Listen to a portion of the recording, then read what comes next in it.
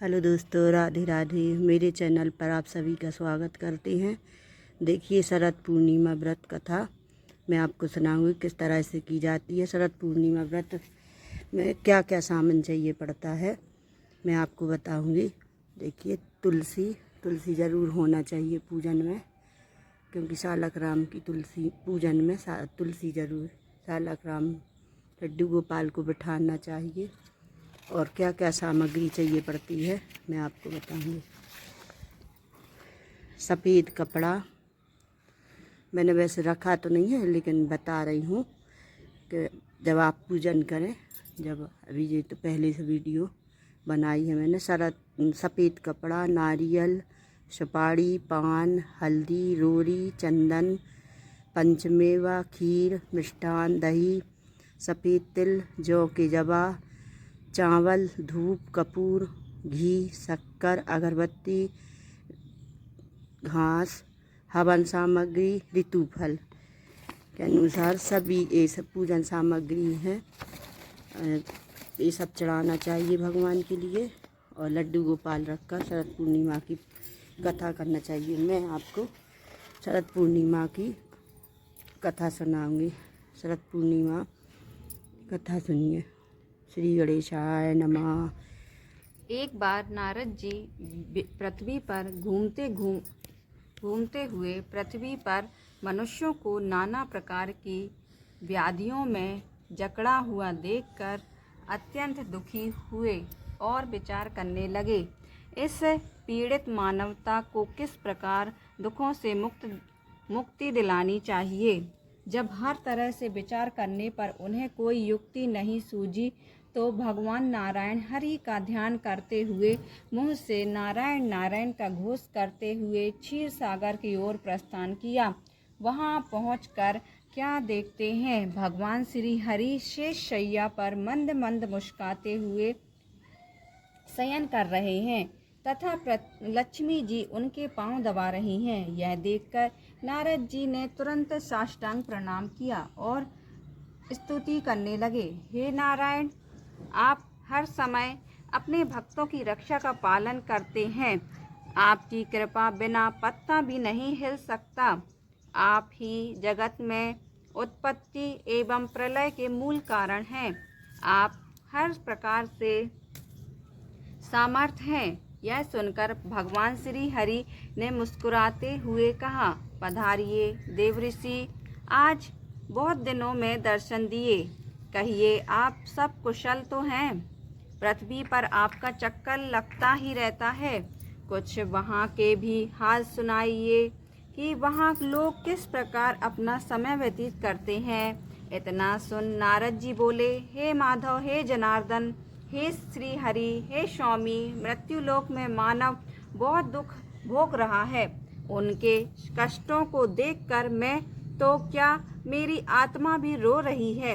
हे प्रभु, कोई ऐसा सरल उपाय बताइए जिसके करने से मनुष्य दुखों से छूट सके और उसकी मनोकामनाएं पूर्ण हो सके। देवऋषि नारद जी के इन पवित्र वचनों को सुनकर भगवान श्री हरि बोले, हे नारद जी, आपको धन्य है जो आप दूसरों के उपकार के लिए ही विचार मन में रखते हो। इसलिए आज आपको एक पवित्र व्रत कथा भी शरद पूर्णिमा व्रत कथा सुनाता हूँ, जिसके करने से ऋषियों की हर प्रकार की मनोकामनाएं पूर्ण होंगी व अंत में मेरे लोक की प्राप्ति होगी।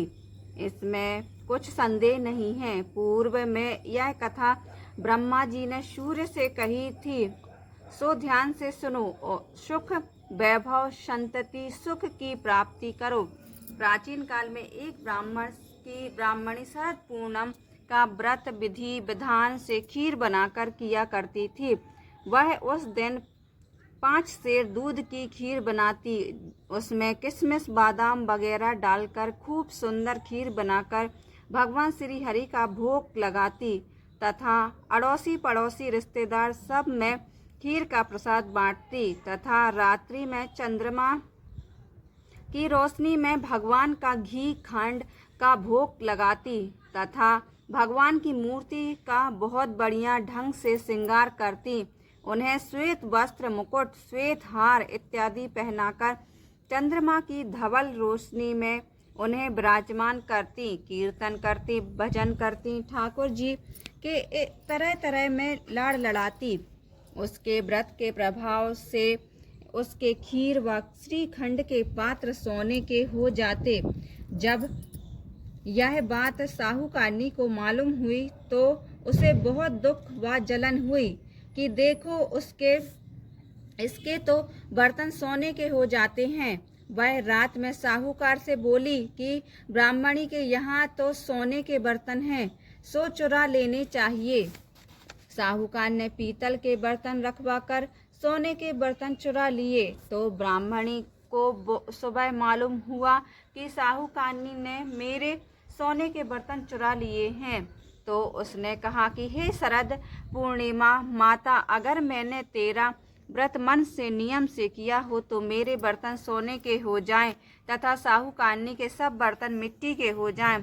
उसके कहने के साथ ही ऐसा हुआ। साहूकारनी के घर के पीतल के, तांबे के सब बर्तन मिट्टी के हो गए।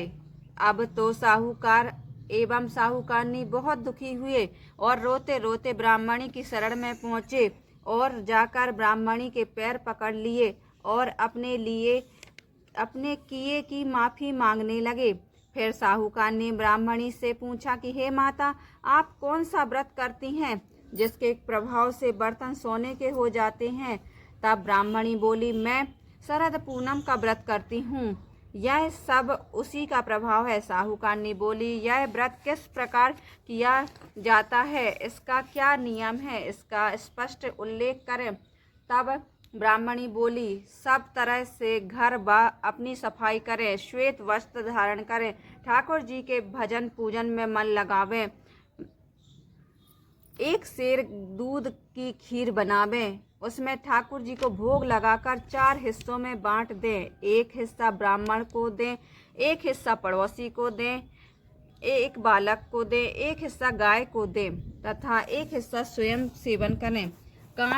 काठ के पटा पर 1 लोटा जल भर कर रख लें, एक दीपक जला लें, रोरी से पटे पर स्वास्तिक बना दें, फिर चावल व रोरी से पूजा करें, दक्षिणा चढ़ावें व चंद्रमा निकलने पर लोटे का जल चंद्रमा को अर्घ्य देकर चढ़ा दें। फिर रोली चावल चंद्रमा की ओर उछाल दें, हाथ जोड़कर नमस्कार करें और मन ही मन अपनी मनोकामना को दोहराएं। फिर अपने हिस्से की खीर का भोजन करें। इस तरह विधान को सुनकर साहूकारनी बहुत खुश हुई। उसने तभी से इस व्रत को शुरू कर दिया। इस व्रत को करते रहने से उसे 2 कन्या रत्न प्राप्त हुए। बड़ी कथा, दोनों बालकपन से ही धार्मिक कार्यों में अधिक ध्यान रखती थीं। दोनों के व्रत का एक फर्क था। सुमित्रा विधि विधान पूर्वक नियम से व्रत रखती थी। सुनीता विधि विधान पूर्वक व्रत तो करती थी, लेकिन व्रत को बीच में छोड़कर व्रत का समापन कर देती थी। सुमित्रा जो पूरा व्रत रखती थी उसके सुंदर तथा दीर्घायु संतान उत्पन्न होती थी। सुनीता के व्रत खंडन के कारण उसके पुत्र जन्म लेने के पश्चात कुछ दिन जीवित रहते थे, बाद में मर जाते थे। इस कारण सुनीता दुखी हो जाती थी। एक दिन सुनीता ने जोशी को बुलाकर कहा, मेरी संतानें जन्म लेने के पश्चात कुछ समय जीवित रहने के बाद मर जाती हैं, अतः आप इसका उपाय बताकर हमारे दुख दूर करें। इस पर जोशी ने कहा, ऐसा इसलिए होता है कि तुम शरद पूर्णिमा का अधूरा व्रत रखती हो। व्रत अधूरा रहने के कारण तुम्हारी संतानें मृत्यु को प्राप्त होती हैं, अतः तुम अपनी बड़ी बहन सुमित्रा को बुलाकर लाओ, उसके स्पर्श से तुम्हारी संतान अवश्य जीवित हो जाएगी, क्योंकि वह शरद पूनम का व्रत पूर्ण रूप से भक्ति भाव से करती है। इतना कहकर वह जोशी चले गए और पीछे सुनीता पुत्र वियोग के कारण यह बात भूल गई। हर वर्ष की तरह शरद पूनम आई। सुनीता ने विधि पूर्वक व्रत किया, लेकिन व्रत में कुछ कमी होने के कारण उसका जो पुत्र था मर गया, तो उसने मृत पुत्र को पटे पर सुला दिया। जिस पर वह शरद पूनम का पूजन किया करती थी, लेकिन ईश्वर की गतिविधि कौन जानता है कि उसकी बड़ी बहन सुमित्रा अचानक उसके घर आ गई और सुमित्रा के लहंगे का छोड़ मृत पुत्र को स्पर्श कर गया। जैसे ही स्पर्श हुआ पुत्र जीवित हो उठा। इस पर सुमित्रा बोली, अगर हम देखे बिना इस पटे पर बैठ जाते तो तुम्हारा पुत्र मर जाता। इस पर उसकी छोटी बहन सुनीता ने कहा, यह तो पहले से ही मर गया था, किंतु तुम्हारे व्रत के प्रभाव से यह जीवित हो उठा।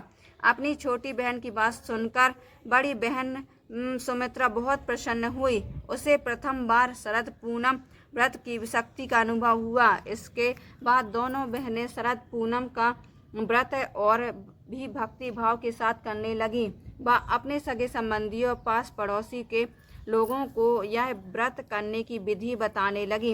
इस व्रत को करने से लोगों की मनोकामनाएं पूर्ण होने लगी। वह लोगों की श्रद्धा भगवान के प्रति बढ़ने लगी। जय हो लक्ष्मी नारायण की, जय हो चंद्रदेव की। जैसे आपने सुनीता की इच्छा पूर्ण की, वैसे ही हम सब लोगों की मनोकामना पूर्ण करें। जय शरद पूर्णिमा माता। अगर मेरी वीडियो आपको अच्छी लगी हो तो लाइक और सब्सक्राइब कमेंट करें। राधे राधे।